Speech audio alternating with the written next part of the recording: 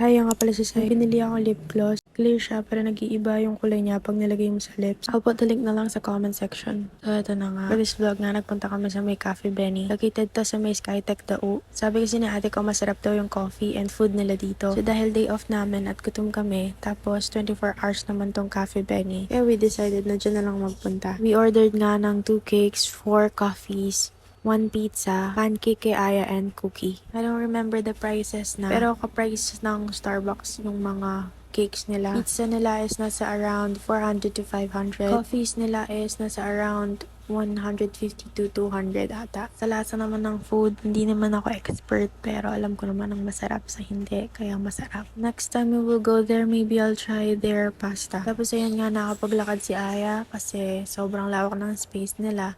Tapos meron pa silang mga tables sa labas. Madaling araw na ngayon pero may mga ibang customers pa din. For me, masarap dyan na coffee nila is yung cafe latte. Tapos tatanong nila if you want to add some sugar or not. Tapos ayun nga si Aya nagipag-birthday siya dun sa kabila. Pizza na in-order namin since wala kaming idea.